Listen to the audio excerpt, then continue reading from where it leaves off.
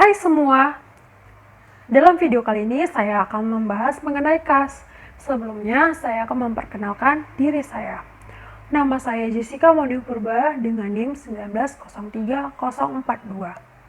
Mata kuliah Akuntansi Keuangan 1. Nah, apa sih kas itu? Nah, buat kalian yang belum mengenal kas, kita akan membahasnya di video kali ini. Tetap konsentrasi ya. Nah, kas adalah aktiva lancar yang meliputi uang kertas atau logam dan benda-benda lain yang dapat digunakan sebagai media tukar atau alat pembayaran yang sah dan dapat diambil setiap saat. Karakteristik kas. Kas merupakan aset perusahaan yang paling liquid serta digunakan sebagai standar pertukaran yang paling umum. Juga digunakan sebagai basis perhitungan dan pengukuran. Kas juga digunakan sebagai alat bayar sebesar nilai nominalnya. Sedangkan alat bayar yang tidak sesuai, maka tidak dapat dipakai sebagai alat bayar ya teman-teman. Nah, apa sih jenis-jenis kas? Yang pertama adalah cash on hand, di mana kas keseluruhan berada di suatu perusahaan. Terbagi menjadi dua, yaitu cash dan petty cash. Yang kedua adalah cash at bank, di mana kas suatu perusahaan berada di bank. Keduanya ini sangat liquid serta rentan akan kecurangan, maka diperlukanlah mekanisme pengendalian intern. Yang termasuk ke dalam kas yaitu uang tunai, uang perusahaan yang disimpan di bank yang sewaktu-waktu dapat diambil, cek yang diterima sebagai pembayaran, serta cek berjalan, di mana yang diterbitkan oleh suatu bank untuk melayani nasabah, serta ada kasir yang dimana dibuat dan ditandatangani oleh suatu bank. Nah, sekarang kita masuk ke pengendalian kas ya. Yang pertama adalah pengendalian internal. Ini sangat penting untuk menjaga kas agar memastikan keakuratan akuntansi pencatatan kas, karena kas adalah aktiva yang paling lancar dan mudah diselewengkan penggunaannya.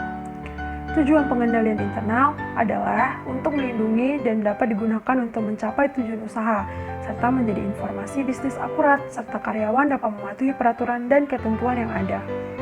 Unsur-unsur pengendalian intern. Nah, yang ada adalah lingkungan pengendalian, penilaian resiko, prosedur pengendalian, pemantauan, informasi, dan komunikasi. Menurut kalian pengendalian kas ada berapa ya?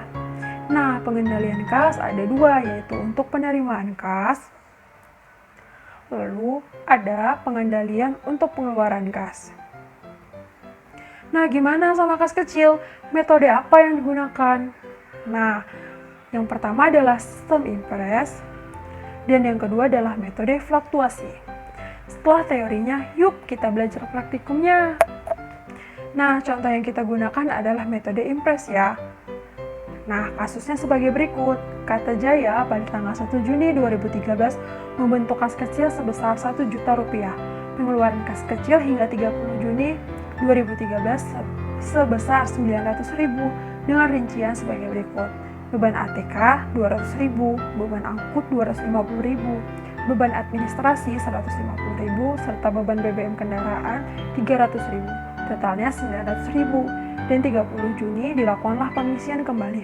Nah, di mana nih jurnalnya? Siapa yang tahu? Nah, saat pengisian kas kecil pada tanggal 1 Juni, kas pada bank senilai 1 juta.